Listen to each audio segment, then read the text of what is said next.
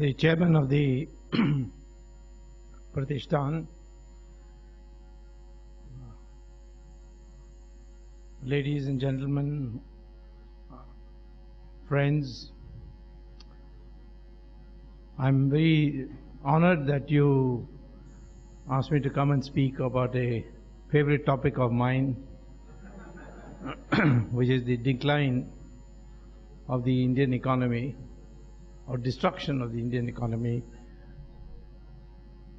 in the last 10 years of UPA rule. We will, towards the end, I will speak about who's responsible. But today there is a new book out written by the press secretary of the Dr. Manmohan Singh, called Dr. Sanjay Baru, a respected economist, also became an editor. And he has written a book called The Accidental Prime Minister. He's accidental because his name was not there. In fact, the first list submitted to the President, Dr. Abdul Kalam, was 340 names of MPs newly elected in separate letterheads, saying that they are supporting Ms. Sonia Gandhi to be the Prime Minister. In fact, Ms. Sonia Gandhi was keen on becoming Prime Minister, contrary to the subsequent propaganda. And the NCP leader, Mr. Sharad Pawar, had given a letter saying that the NCP supports Congress party forming the government. So she personally phoned him up and told him, please change the letter to supporting Ms. Sonia Gandhi as Prime Minister. So there was enough sufficient evidence. But I had written a letter to the President that she cannot become Prime Minister legally, because we have in our citizenship a proviso which says that any foreigner becoming citizen of India will be subject to the same restriction as an Indian becoming a citizen in that country of that foreigner. In Italy, unless you are born in Italy, you cannot be Prime Minister. So therefore, that restriction would apply to Ms. Sonia Gandhi, and she could not become Prime Minister for that reason. But the President was not sure, so he invited me. I explained to him, he was convinced. And when I left the room, there were a table with 340 letters arranged state-wise. So out of curiosity, I looked through the UP list, and amongst the MPs who had proposed a name was a letter which says, I, Sonia Gandhi, elected from Raebareli, hereby propose Sonia Gandhi for Prime Minister of India.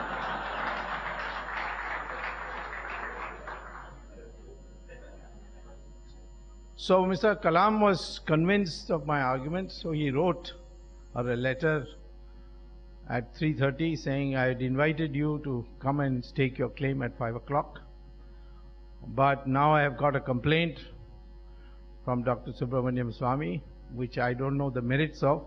So I'm referring it to the Supreme Court. Till that time, I cannot invite you to form the government. But you still want to discuss with me, come tomorrow at 10 a.m.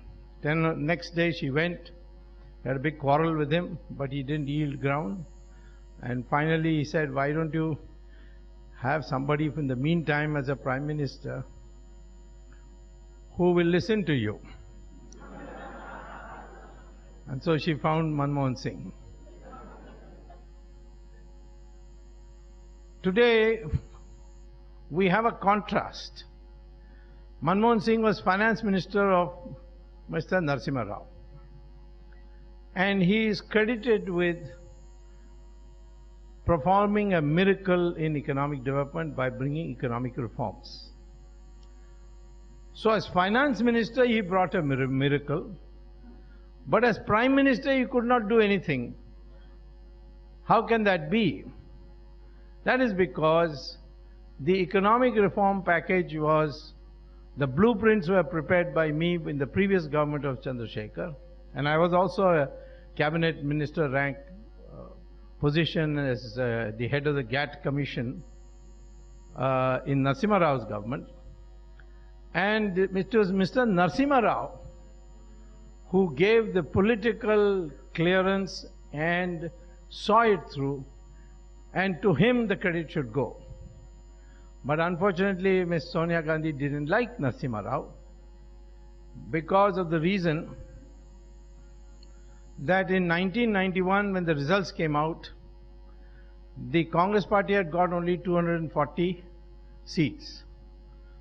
So the family of Ms. Sonia Gandhi decided that she is a novice, and if she becomes Prime Minister now, she will not be able to run a minority government. So let us try to break other parties and make majority. But in the meantime, let us find some sick old man who will not live very long and make him Prime Minister in the temporary period. So they found a man who had 3 bypass operations, several heart attacks, diabetic, and that was Narasimha Rao, and made him Prime Minister. But unfortunately, no sooner he became Prime Minister, his health began to improve. And he just would not leave the Prime Ministership. So that's why she didn't like him and did not give him credit for the economic reform. The last 10 years has been total destruction of whatever we achieved in the 1990s. And I have taken statistics for your benefit out of the Planning Commission documents and the Finance Ministry documents presented to Parliament. For example, growth rate of GDP. Last year of NDA, 2004, the growth rate was 8.4% per year.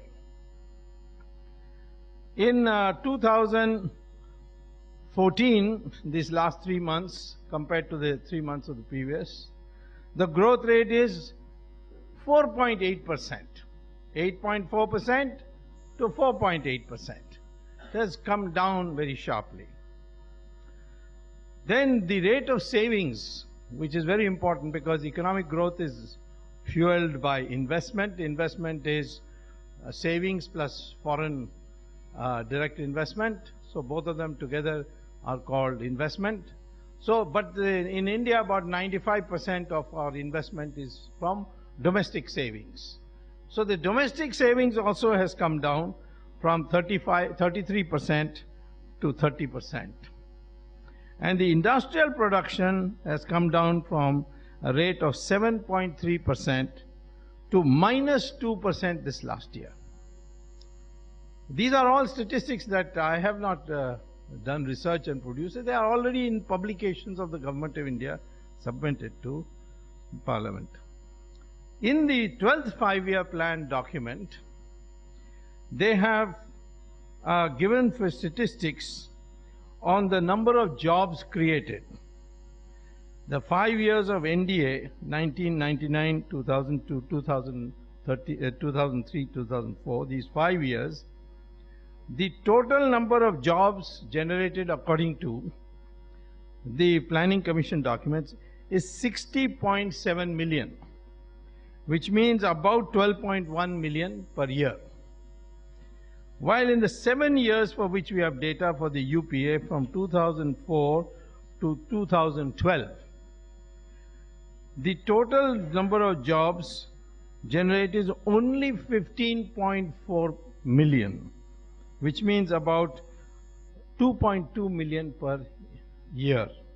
So in the NDA period, 12.1 million jobs were created per year, and in the NDA period, 2.2 million. So where is all this NREGA and MREGA and Nehru Rega and Raul Rega, and where is it all the money gone? It's all leaked on the way to the Congress party.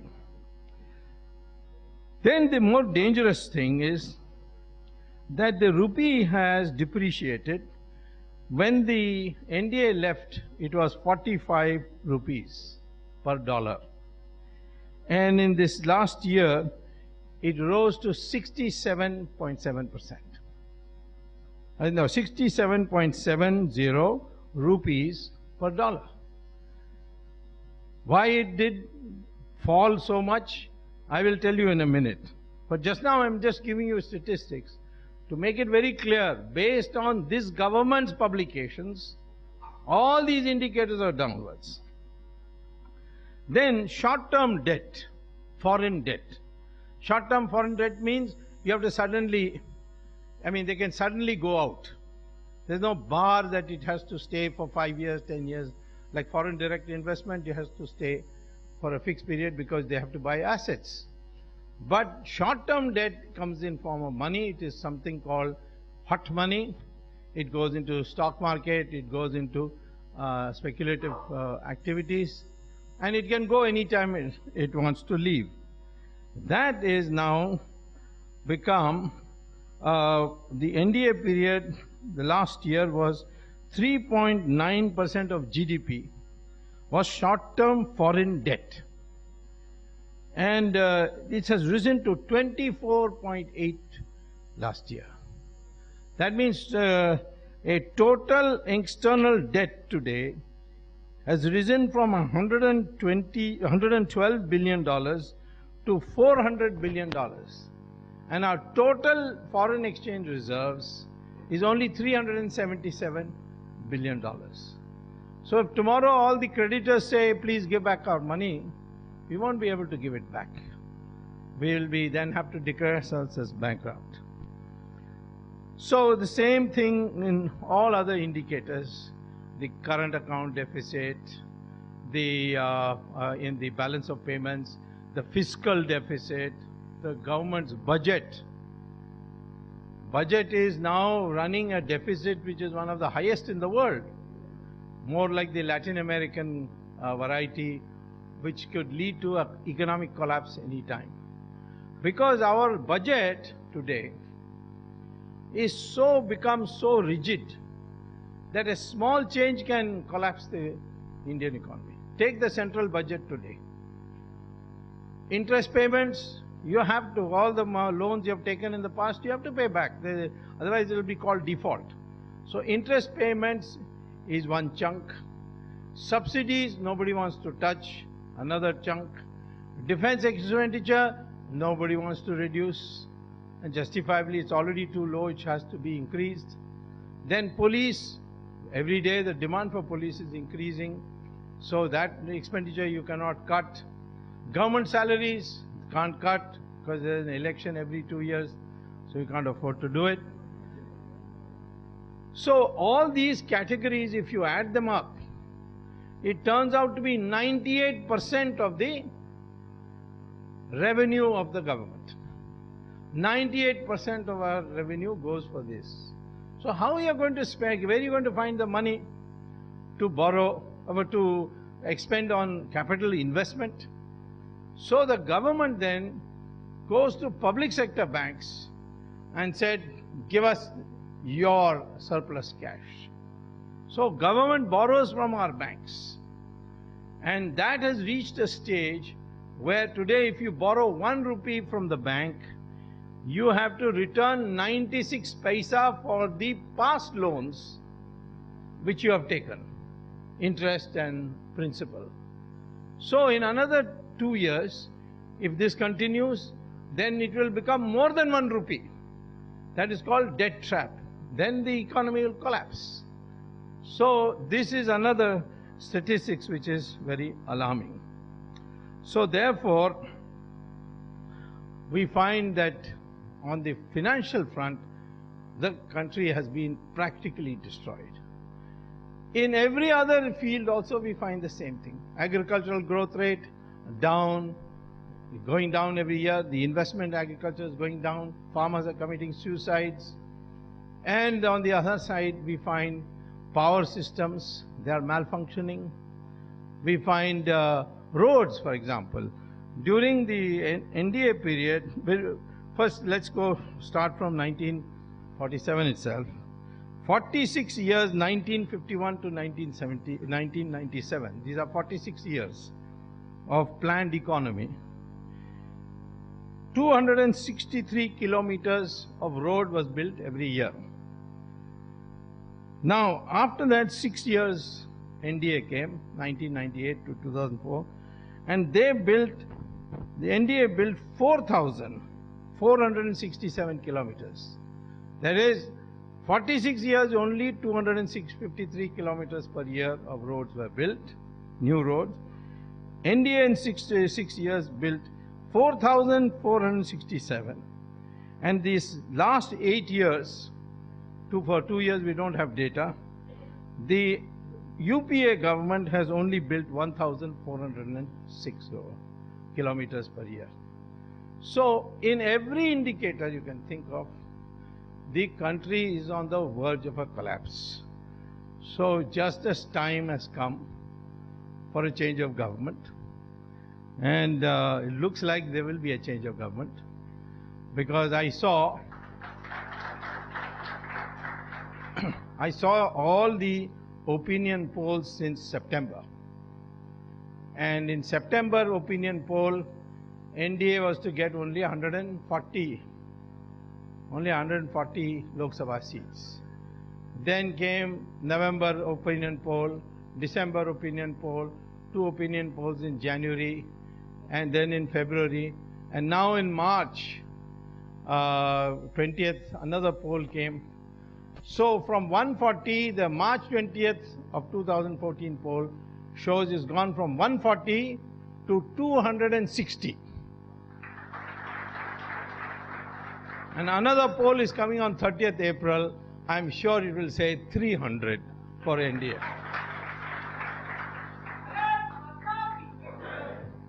So I think what will happen now is that there is a possibility of change of government. And the question arises, and some of the questions circulated to me also are asking, what will the new NDA government do under the leadership of Narendra Modi? So there, before I answer that question, I will answer one excuse which the UPA gives. There was a recession in America, global crisis, and therefore it has affected us. If something good happens, they say we did it. If something bad happens, it's a global crisis, you see. Even Indira Gandhi used to use this excuse. Somebody said about corruption, she says it's a global phenomenon. If everybody is corrupt, we have to be corrupt. But the American crisis is totally different. What is the difference? Americans, you see, they were used to give liberal housing loans. And in America, you can get a loan for just 2% interest. In our country, loans are for 12% interest rate to 18% interest rate. And in America, you can get loans for 2% interest. And they were very liberal about giving to housing. So the bank, say, gives $100,000 as a loan to buy a house or build a house. So the bank's money of 100,000 is frozen in that loan. So some of these new MBAs, you see, who use computers and all, came up with a bright idea and told the banks, you are giving away $100,000 and collecting every month, you are collecting installments. We will give you $90,000 in one lump sum. 10,000 is our commission, and we will collect that installments from the house owner, the person who took the house loans. So bank was very happy. Our money will suddenly become liquid. 100,000 gone, all right, 10,000 minus 90,000 we have. So these investment banks made this proposal. This is called the principle of derivatives in finances. So the bank said, sure, we are ready for this. So once the bank got 90,000, they said, why should we keep it in the bank? Let's give another loan. So they gave another loan. Same people came back. All right, now for 85,000, 5,000 we will take, and the 80,000, we will give you 85,000, and we will collect the installment. So it went on like that, and many new investment banks came up in the process. So now the banks were giving, then these people were coming, and this process was going on, and suddenly the number of reliable loans, that is loans which could be reliably expected to be paid back, that began getting exhausted. But the banks had become greedy by then, so they decided to take bigger risks. Even people who could not afford to pay back the loans, or there was a risk that they will not pay back the loans. So went on, and that is what is this called as the subprime loan. Prime loan is when you're sure that loan will be paid back. Subprime loan is you're not so sure. So they decided to take the risk. And George Bush came as president, and he removed all the restrictions. He said, no, banks should be free to give loans to anybody they want. They should not take, risk is their responsibility and all that. Earlier on, there was a restriction that if the risk is estimated for more than 5%, then you can't give the loan. He removed it. So now banks began doing that. A small recession came to the American economy, and suddenly the people who got their loans later, they couldn't pay. So they said, we can't pay. So the banks, of course, were not responsible. Now the investment banks were responsible. So what could the investment banks do? They went and took the houses. But then they couldn't sell the house. And they couldn't maintain the house, because maintaining the house also would require money. And plus people are living there. You will have to throw them out. And that's a very painful process. So the investment banks started collapsing. So Lehman Brothers and others began collapsing, declaring bankruptcy. And they had branches in Europe. That also started collapsing. And that's how the American Depression came. But it didn't affect India. Because in India we had a Reserve Bank governor called Reddy. And he said that not more than 20% of the loans of the banks can be given for real estate. Put very strict rules. So our banks were not in a position to give loans for real estate. And therefore they were protected. So nothing happened to any of our banks. American banks were collapsing, investment banks were collapsing, but not a single Indian bank collapsed. Then what happened? Why did we suffer? Because our crooked politicians, and we have many of them, mostly in UPA of course, they devised a new mechanism which nobody writes in the newspaper about, which is called participatory note. What is a participatory note? No other country in the world has a participatory note. But India has invented a participatory note. We are brilliant people, but if you use it for wrong purposes, then they can play havoc. So this participatory note is like this. Morgan Stanley, Goldman Sachs, US Fidelity Investments, in Europe or London or America, any Indian can go with a sack of dollars and put it on the counter, and he will give you a piece of paper. The fellow at the counter will give you a piece of paper, which is a participatory note. Your name will not be in it. There will be no serial number. There will be no date. And it will only have the amount. That's all. The amount you put in dollars. But you have to show your Indian passport. Why? Because no other country in the world has participatory note. Only India has. So only for Indians, authorized Indians, this can be given. So he gets the participatory note and he comes to India and gives a photocopy to Reserve Bank. Reserve Bank gives him a chit, and you can take that and go to the stock market and say, here is the Reserve Bank receipt, and plus this is my participatory note. Please invest. So they invest, stock market goes up, they sell, and then they get in rupees. You take the rupees to the Reserve Bank, and the law was changed by Mr. Chidambaram to say that if any participatory note holder brings rupees, you have to give foreign exchange in return. So they immediately converted to dollars, and then you take it out. Now, who are these people who go to Morgan Stanley and US Fidelity Investment with sacks of dollars? Well, those who have illegal bank accounts. And how do you get illegal bank accounts with money? You make money here by corruption and give it to the Hawala man. Hawala man will go to Dubai, and from there through the computer he will transfer the dollar equivalent into your account. Then you go and draw out that money and then go and get a participatory note, and then you bring it here, invest in the stock market goes up and you earn money. Of course, there was once earlier on a regulation that whatever you earn on the stock market as a windfall, you have to pay 30% as capital gains tax. So these politicians didn't like that. Why should I pay 30 lakhs, 30%? So a new regulation was passed by Mr. Chidambaram that if a Mauritius company invests in India, then poor Mauritius, they are all indentured labor from India and all. So out of sympathy for them, we will say they are exempted from capital gains tax.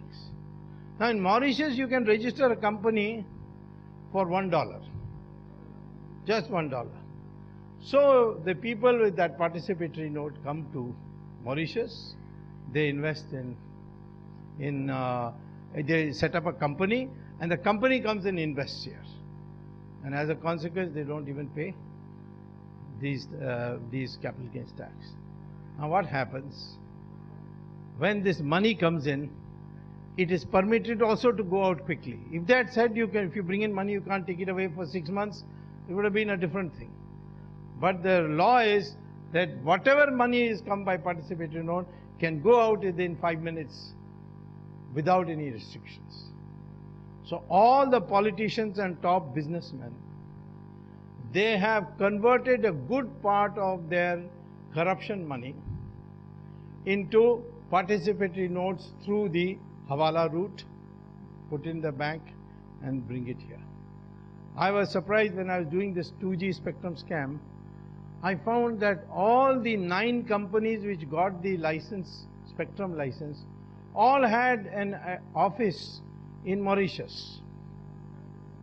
Then I checked further and found it was in the same street. Then I checked further, I found it was in the same building.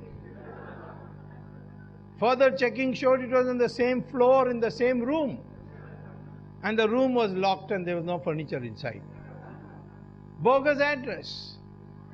All our companies are opening offices in so that they can earn this. If they didn't have participatory notes, then they could not earn money on that black money. Because in Switzerland and other countries, if you deposit money on what is called as numbered accounts, they are called secret accounts. If you deposit it, they don't pay interest on your deposit. They charge you 2% service charge.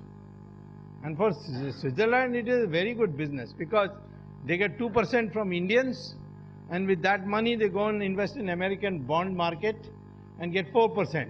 So Switzerland gets 6% without doing any work. So this participatory note had brought in $60 billion into India. Even now the rupee rate is improving because for elections this participatory note has come in good number. But because it can go out anytime. Now what happened in 2009 is that America suddenly had a crisis, didn't have funds, so it became a market haven for those who had funds. So all these participatory notes, half of them, $30 billion in 1 week pulled out, and the stock market collapsed. And that's how the crisis came to India. Had we did not have participatory notes, India would have been completely unaffected by the crisis in America, and we would have made so much progress that we could have come very close to the American level of economic development. So this is the reason why we had this crisis. So now how do we get around this? That is the question today. Tomorrow a government comes, Modi's government comes, what should it do? First of all, in my opinion, by the way, I also want to tell you that one of the problems we had with the rupee collapsing to 67.7% is that the government allowed, not government allowed, the government did not stop one son and one son-in-law from doing short selling of the rupee. The other word for short selling is called forward trading. Usually forward trading means I take $1 from you and say I'll return $1 10 cents in 1 year. So you get 10% on it, or $1 20 cents, which means 20% on it. And with that dollar you go and bet in the foreign exchange market by giving a loan of $1 and hoping that the price of the dollar will increase. Now, as a consequence, the price of the rupee falls. So in that case, you will earn something extra. After giving $1 20 cents back, you still have some money left. So the way to check it, because short selling is illegal, the way to check it is Reserve Bank dumps $20 billion in the market. They are selling $20 billion. And immediately the dollar price will come down. The dollar price vis-a-vis rupee has to go up in order to make profit in short selling. So the Reserve Bank did not do it. Why it did not do it? Because the finance minister said, no, you can't do it.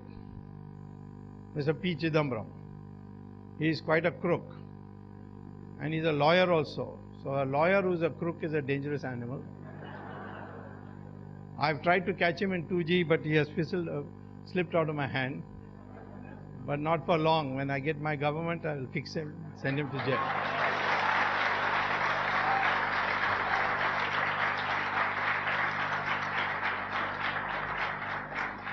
See how unpopular he is, he can't even contest in the elections. Why is it that Chidambaram said this?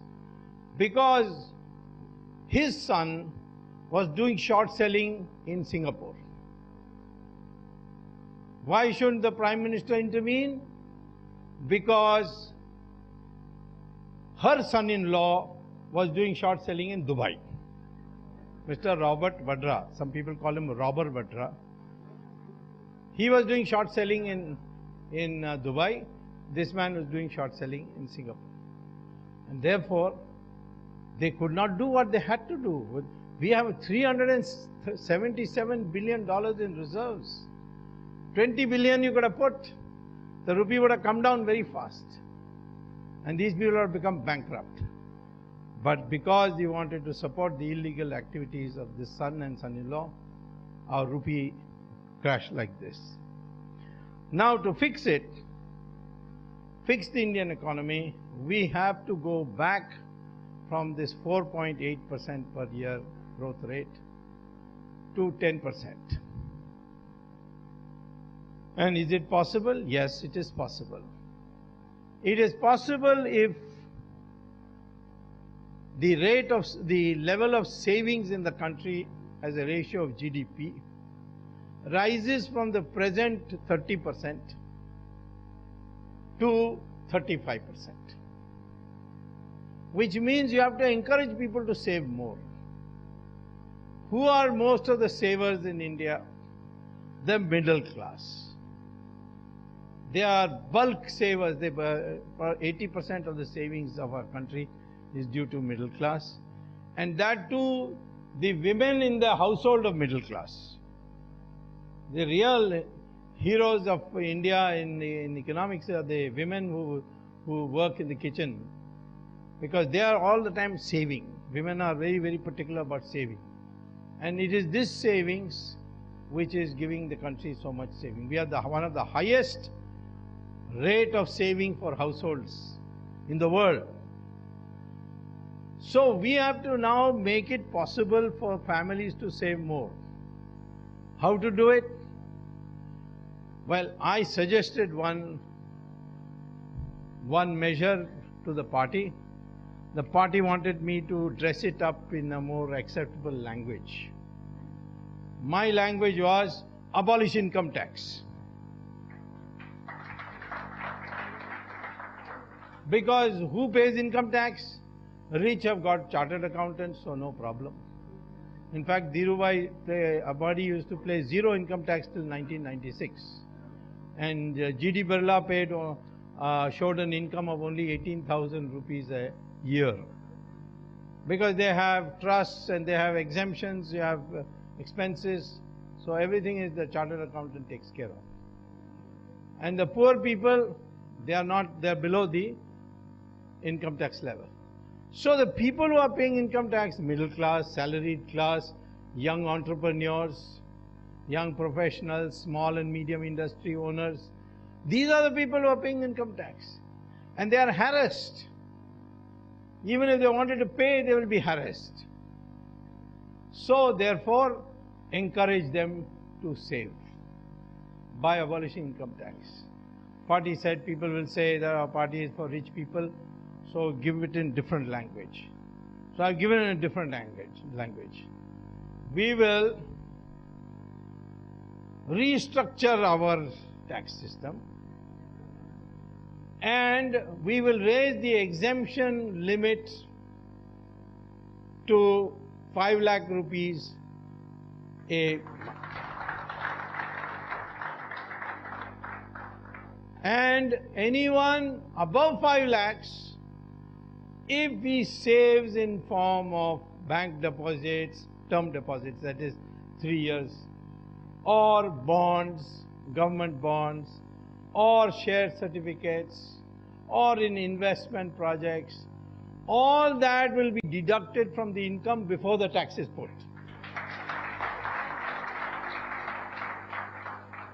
And the net result is the same, zero income tax. But my party said, no, this language is acceptable. So that is there in the manifesto. That's the first thing we're going to do. Because the income tax is now become a nightmare for everybody. Even in excise tax, out of 2,947 commodities subject to excise tax, if you rank them by their contribution to revenue, the first 22 give you 90% of the revenue. So why waste time putting on the remaining?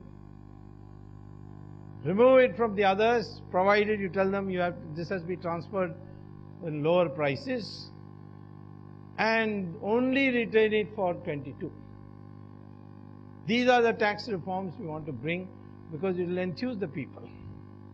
People will suddenly see their incomes going up. Of course, the chartered accountants will be unhappy, but then we'll give them other jobs to do. So first enthusiasm, then people say, where is the resources going to come from? If the income tax is gone, then budget, there are 2 lakh crore rupees coming from income tax. So I say, no, don't worry. There are other ways to earn resources for the government. What is the other way? The other way is auction spectrum licenses. When I found that the UPA government had given spectrum licenses at 2001 prices in 2008. In 2001 there were only 40 million mobile phones. In 2008, there were 700 million, 70 crore mobile sets. So the demand for spectrum had gone up. So the price of spectrum also went up. So when the 2G licenses were given, they were given at 2001 prices, the price at which the NDA had auctioned spectrum. Had UPA auctioned spectrum licenses in 2008, you would have got 10 times more. That was the market price, was 10 times. Now, what is this 2G, 3G, 1G, 4G? Most people don't know. Even the Prime Minister doesn't know. I asked him, he said, for me 2G means Sonia Ji and Rahul Ji.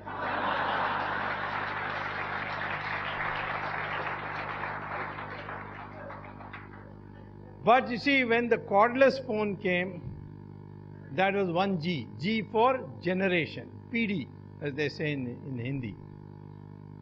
1G is first generation. What is the first generation? You pick up a phone, you dial, no wire, nothing, and the phone rings. Because the communication is through a wave, sound wave, which has long cycles. But you can only telephone. That is 1G.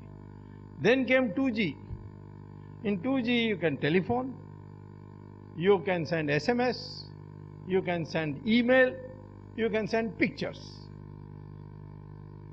So there the difference is that the waves have more cycles. 3G, you can telephone, you can send SMS, you can send emails, you can send pictures, and the person who picks up the phone, you can see him. And he can see you. Today it has not come so extensively in India, but the army is using it because all the soldiers who are living in the Himalayas, they can talk to their family on 3G phones and they can see their family. 4G is also coming, where you can do all the things before, plus 10,000 pages of documents you can send. Today you cannot send more than 15-20 pages. 10,000 pages of documents you can send. So that has even more cycles.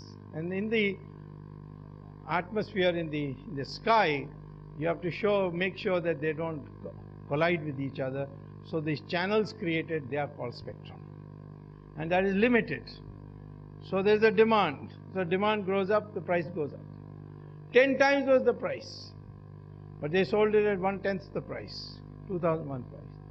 And the argument given was that we don't want the tariff rates to go up. Good argument. But many companies, 9 companies got the licenses. What did they do? Some of them are not even telecom companies. They were Raja's friends. So they were a real estate company. One of them is Bombay, Shahid Balwas, DB Realty, Unitech.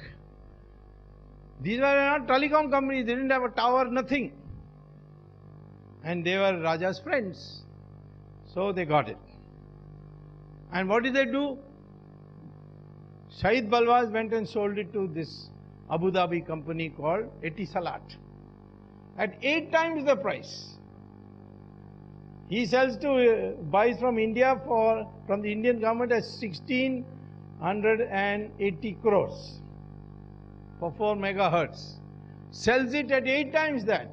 That is about 15,000 crores. Same thing with Unitech. They sell it to Telenor, which is a Chinese technology-based company called Huawei, and also sells it for 8 times.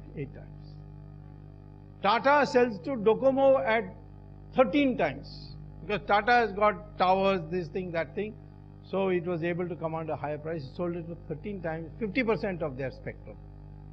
Same thing with Idea, same thing with Videocon. All these 9 companies sold most of their licenses. Supposing the government had auctioned, then these foreign companies would have paid market price. You would have got 10 times what you got. What we got was 1680 crores of 2001 prices multiplied by 9. That came to about 15,000 crores. Total we got 15,000 crores. And had you auctioned it, you would have got 1,50,000 crores. And plus CDMA and the conversion from CDMA to GSM, all these things added together, you would have got 2 lakh crores. Minus 15,000 crores from that, you get 1,75,000 crores, which is what the CAG estimated. Mr. Sibal said, it's all nonsense, it is zero loss. How does he know it is zero loss? People started criticizing him. Said, poor chap, he doesn't know how to count beyond zero. Now they have auctioned. I went to Supreme Court, asked the licenses to be cancelled. And I'm happy to say, for the first time in the history of India, the licenses given were cancelled.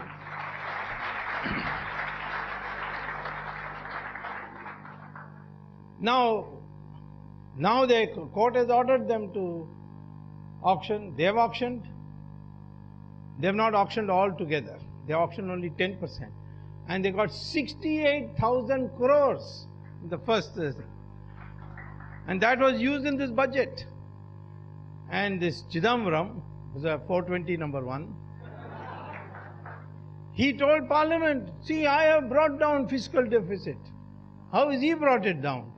They just use that money of the auction. So then one auction can give you 2 lakh crores. 3G, you will get 4 lakh crores. 4G, you will get 4.5 lakh crores. After that, 5G is to come. Every year you can get resources this way.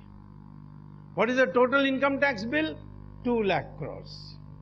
So 2G spectrum clears the income tax. 3G will give you more than the income tax. And then you also auction coal blocks. This case is going on in Supreme Court. They're going to cancel that coal block allocation also. And if you auction coal blocks, instead of giving away free, you will get 11 lakh crores. And you can auction for the next 15 years, every year. 11 lakh crores. That means 5 years income tax over.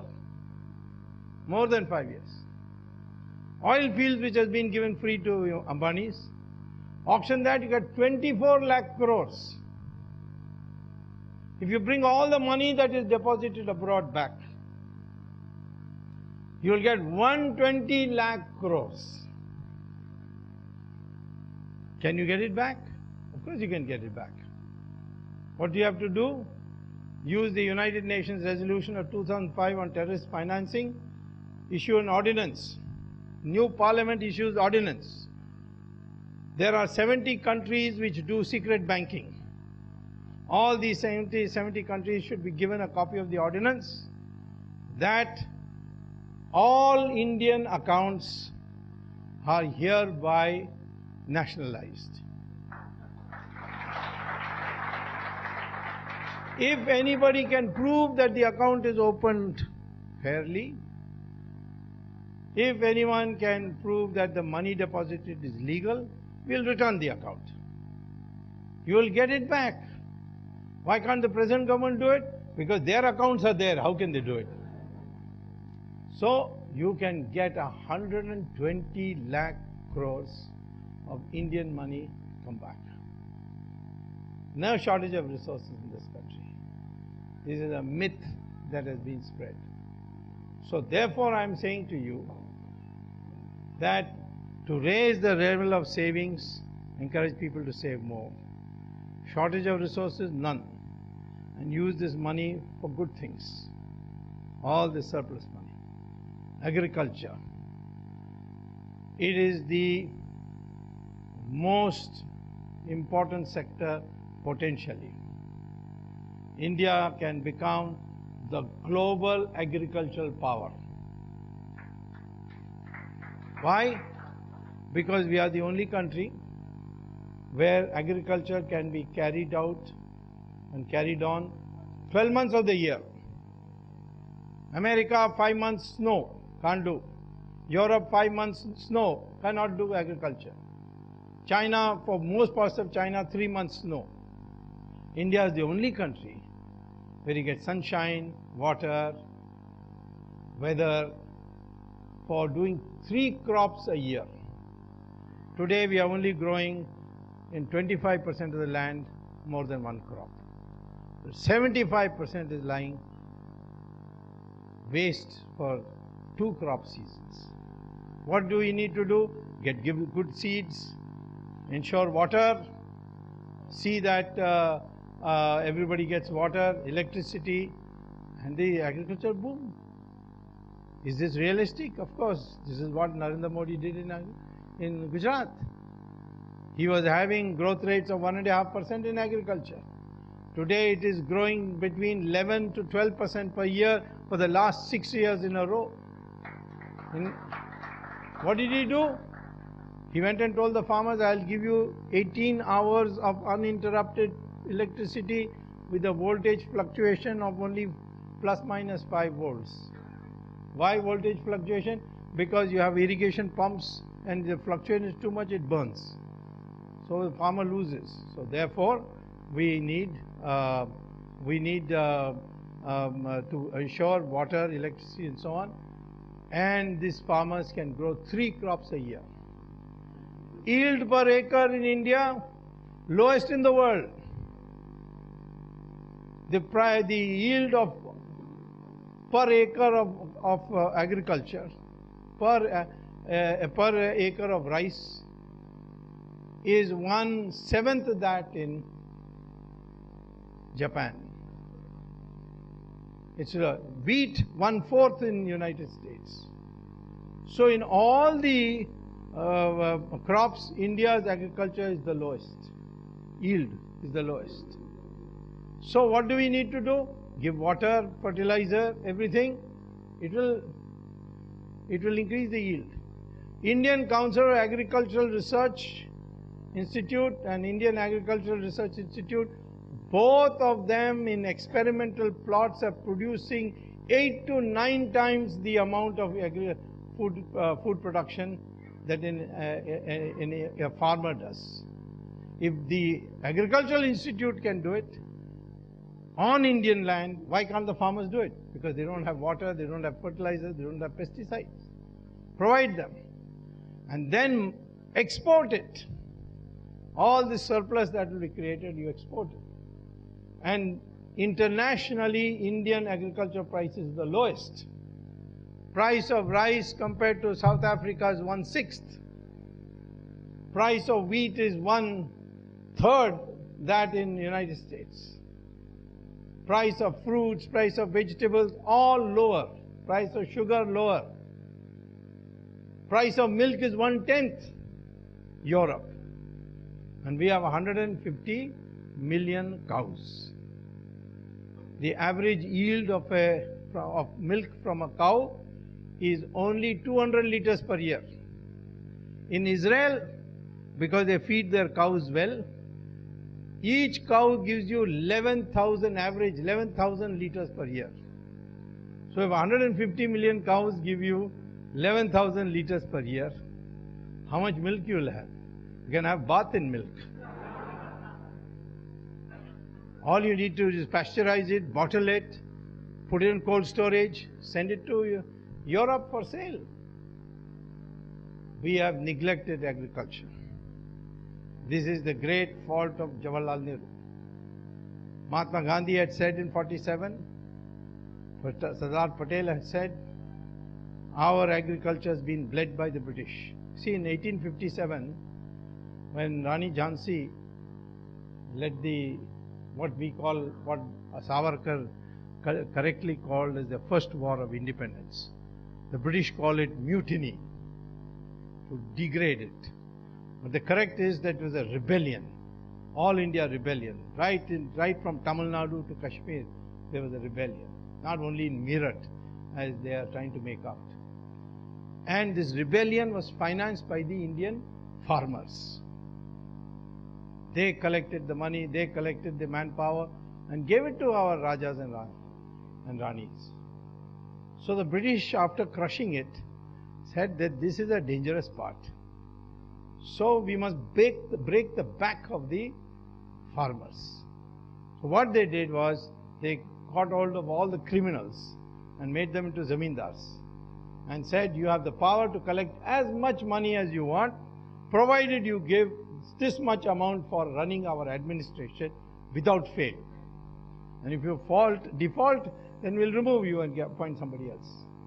So these zamindars had the power to collect as much they wanted, plus if the farmer failed to pay, to take away his land. If the farmer didn't have land, he had already lost it, then his brother's land. All this power they were empowered, and they bled agriculture. And by 1947, it was completely bled. But Jawaharlal Nehru wanted to have the Soviet economic model. It was unsuited for India. He didn't. He was not ready to listen to anybody. And after Mahatma Gandhi was assassinated and Sardar Patel died, he became a law unto himself. The only person he ever thought of listening to was Edwina Mountbatten, but nobody else. So he brought this Soviet model. What is this Soviet model? Extract resources from agriculture, use it for industrialization. There is no resources to extract. So the Soviet model very first immediately produced a foreign exchange crisis because there was no export-import, and then a food crisis in 1965. And then that time Lal Bahadur Shastri decided that he would use this international research on seeds and so on, and Green Revolution was created by just 10% of our farmers, and we became self-sufficient in food grains. After begging for food from America on PL 480, thanks to the Green Revolution, we were saved. Just that little amount. Today you make our agriculture, invest it, put cold storages, small airports, feeder airports, efficient shipping, packaging. You can convert this into a global sector. So this is one thing we want to do, and this is what needs to be done, because even today 60% of our people are employed by agriculture. So they must get jobs. And then put in industry like food processing, canning, making jams, preserving foods, fruits. These kinds of things gives you employment. Textiles, all these things which depend on agriculture can become a subsidiary industry. This is the way to do it. Now, one of the problems we have in our country is our dependence on foreigners for certain essential items like crude oil. You want petrol, you have to get oil and then refine it. And these Arabs, you see, all they do is dig a hole in the ground, oil comes out, they raise the prices, and we have to pay. So we have to find some way now to ensure we get power supply for every part of India, 24 hours a day. And we must be free from this oil, because 86% of our oil is coming from abroad. Can this be done? Yes, it can be done. There's a new invention called hydrogen fuel cells. Toyota car is going to start production for hydrogen fuel cells from 2015. I mean, cars driven by hydrogen fuel cells. It's like a battery. You plug electricity into it in the night, and next morning for the whole day you can drive 350 kilometers. And if you have, instead of petrol stations, you have recharging stations, then it will be like any other car. And is environment friendly, no pollution. Are we able to do it? Yes. Why the Americans done it? Because the Americans got so much oil that their oil company says, no, you can't do all this, we'll be ruined. Because Americans went to Iraq and stole all the oil and put it in silos in the ground. So Americans, companies will not allow their people to do it. Japan is doing it, but we have already done plenty of research.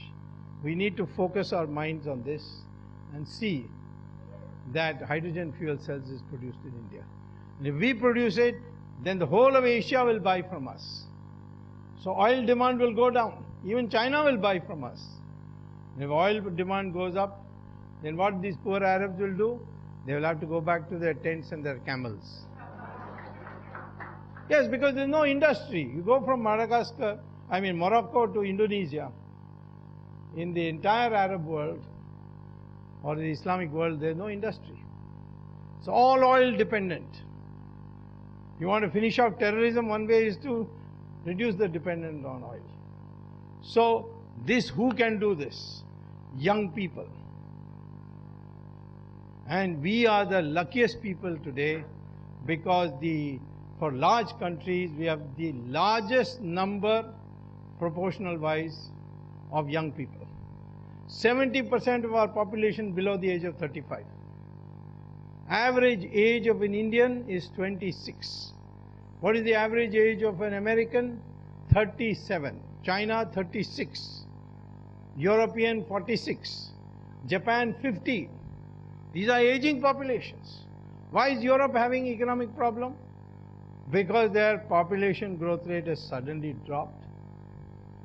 And people are living longer. So the number of old people is becoming very large. Previously their pension system was working because the number of people who came into the labor force was larger than the number of people retiring. So they used to cut their gratuity, provident fund and all that and use that money to pay pension for retiring people. But now fewer people are coming in and more people are retiring plus living longer. So they have a huge pension problem. 90% of Europe's problem is that.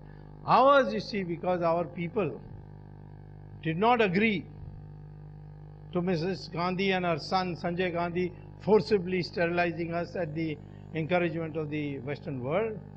And in fact, throughout Mrs. Gandhi in the 77 election, this being one of the causes, our population growth rate is coming down slowly. It is coming down, but it's not coming down fast like China. And therefore, we today have such a large number of young people. And these young people have to be given high quality education. They have to be told to become innovators, find new ways of doing things. We have got 60% of the world's thorium.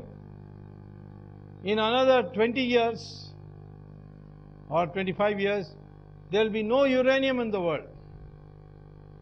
So the Americans have already started research on thorium. But we have got 60%. So this 60% thorium must be used for power systems in our country.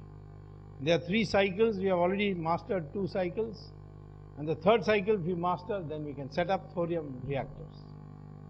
And India can become self-sufficient in power, electric power by use of thorium. And we can even sell it to our neighbors. A huge surplus. So these are some of the things that we can do. And this is a way, for that it needs focus. That's why in our manifesto we have said, innovation will be given focus. Congress party doesn't use innovation and all that. They only talk about NREGA and MREGA and all that. Can't blame them. Most of them are not well-educated people. They claim to be. The Nehru family claimed that, see, I have always been a little puzzled. Dr. Ambedkar went to Columbia University in 1916 and he got a PhD in economics. I've read his thesis, excellent thesis. Even today it is worth reading. Then he went to England and got a law degree. Then he came to India and then he led the discussion on the Constitution in our Constituent Assembly. And all congressmen call him Bhim Rao. Jawaharlal Nehru went to Cambridge University and there he failed. But those days, those who came from colony and came from the upper class, the Cambridge University had devised a new degree which now they have abolished it. It is called gentleman pass. So Jawaharlal Nehru got gentleman pass. He came back to India and everybody started calling him Pandit Ji. You can call Ambedkar Pandit Ji because he's got PhD and law degree. How can you call Jawaharlal Nehru is gentleman pass Pandit Ji? Shows some weakness in ours in this family. This family is such that nobody has passed college exams.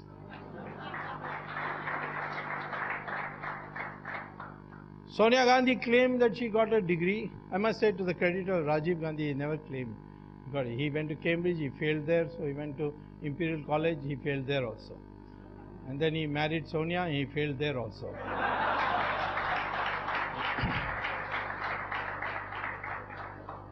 Sonia Gandhi in her affidavit put, educated in the University of Cambridge and got a degree in English.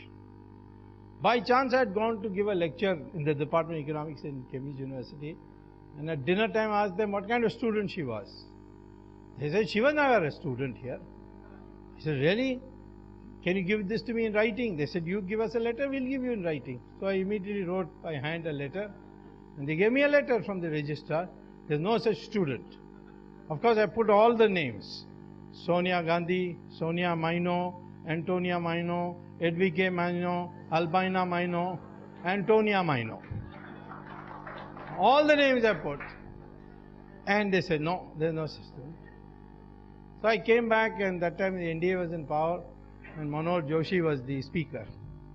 So I gave it to him. I said, see, I got this letter, and she has put in her affidavit as a candidate. And also in the Parliament Who's Who, she has said she's got a degree in Cambridge, University of Cambridge. No, she studied in the University of Cambridge and got a degree in English. But the university says no such student. So you please ask her an explanation. So he sent the letter to her, and she replied back, it was a printing mistake. Then he said, how can it be a printing mistake? This is we printed whatever you said. She said, no, I meant typing mistake. And Manoj Joshi asked me, now what shall we do? I said, how can this be a typing mistake? Whole sentence. Educated in the University of Cambridge and got a degree in English. I mean, typing mistake, one comma, full stop, that can be a typing mistake. So he said, then what shall we do? I said, send it to the Guinness Book of World Record for the longest typing mistake in history.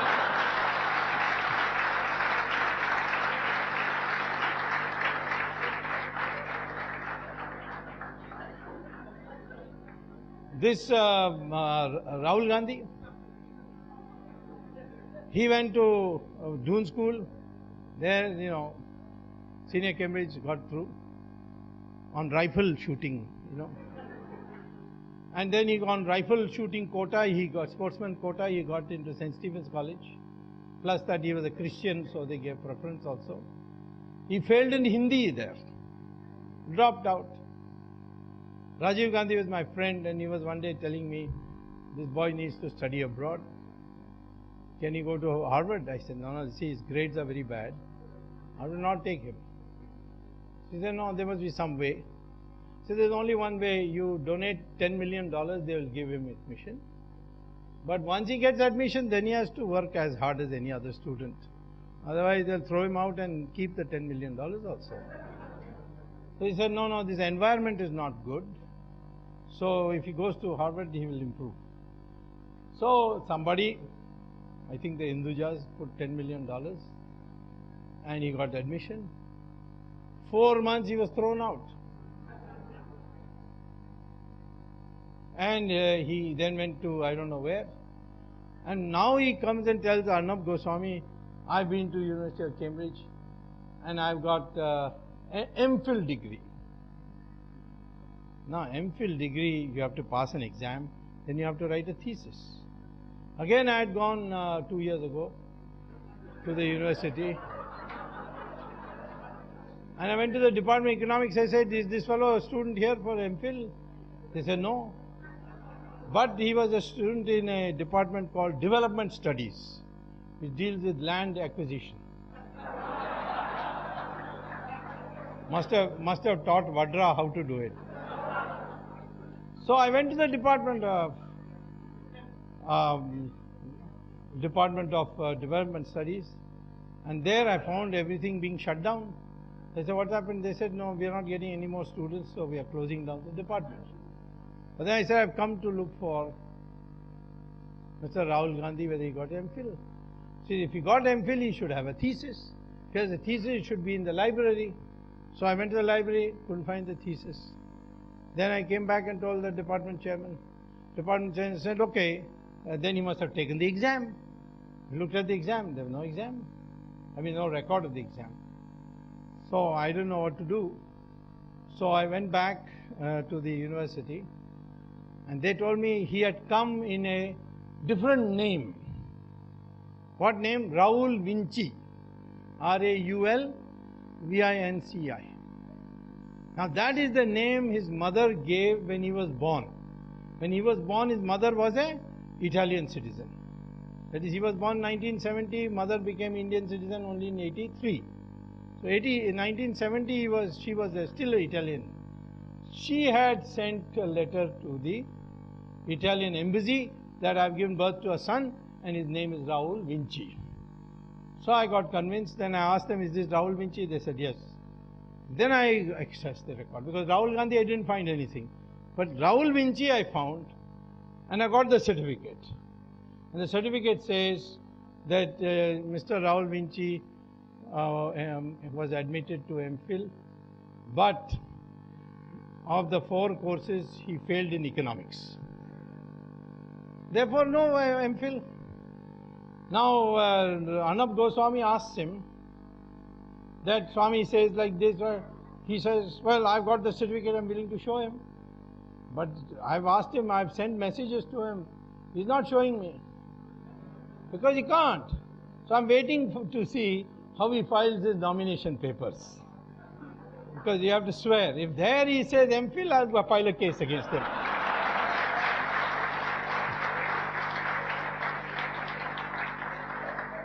Incidentally, Mrs. Sonia Gandhi has filed her nomination paper without claiming she was educated in the University of Cambridge. In fact, she only studied 5th class. That I found out.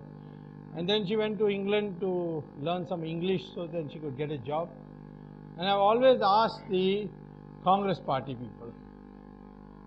You say that, for instance, yesterday also in a debate with in NDTV, Mr. Digvijay Singh was the other debater, and he said that Narendra Modi did not declare his wife before, now he's declared a wife. So I said Sonia Gandhi claimed that she was educated in Cambridge, and we found that was a lie. And now we don't know where she was in England from 1963 to 68. So I wanted to know how she supported herself. Because she was 5th class, so she must have worked somewhere. Even today, congressmen are too embarrassed to tell me where she worked from 1963 to 68. And I am also a little ashamed to tell you, so I will not tell you. Poor Rajiv Gandhi got caught with her. So now I am saying to you, how can these people ever bring about economic change? For economic change, you need some dedication. Master Narasimha Rao was a highly educated man, completely dedicated.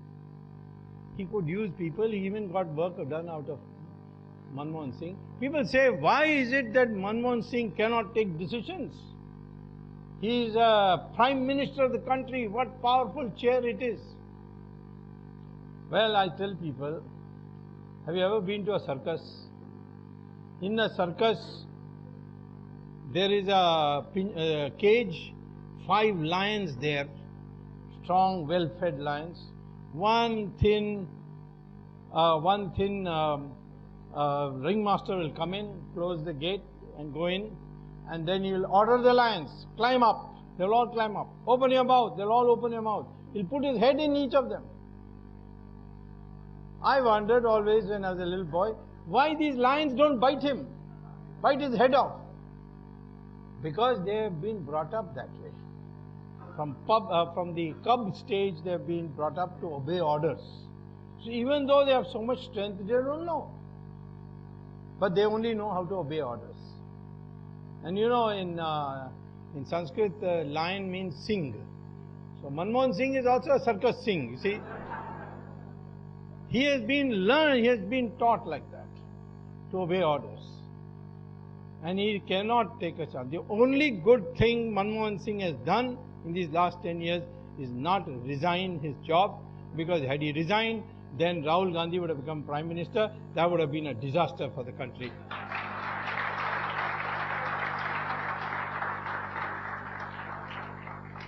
So I say to you today, there is no shortage of resources. Wrong were people who say that you have to increase taxes. No, you lower taxes. But you do auction of your resources instead of giving away free. You get all the resources you want. Develop agriculture. Go for innovation. And then help people to increase their savings by reducing the load of taxes on them. The country can revive in no time. I had said this in 1990 when I became Minister of Commerce in the government of Narasimha Rao, and my economic advisor, by the way, at that time was Manmohan Singh. He was at that time a bureaucrat, and he was appointed as the economic advisor. And he was a good man, because whatever he dictated, he wrote it down very carefully. So, in no time, we went from 3.5% rate of growth, which was called the Hindu rate of growth for some crazy reason, right up to 8% in just 5 years. We can today go from this present 4.8% per year to 10%, 12%. And if for the 5 years on an average you achieve 10% growth rate, India will become a developed country by 2025 and will overtake the United States by 2050.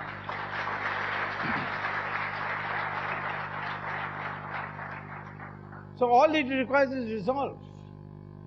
We can solve the problem of corruption by having efficient way.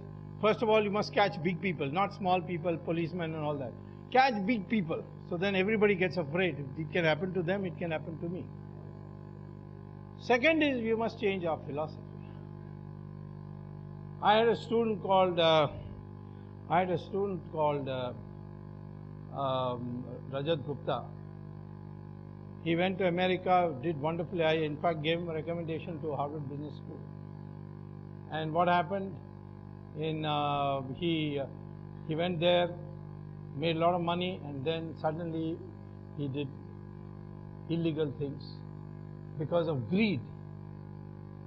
We must learn from our Sanatan Dharma that money is not an indication of social status. In fact, the highest social status is given to those who are men of learning and have sacrificed the normal comforts of life.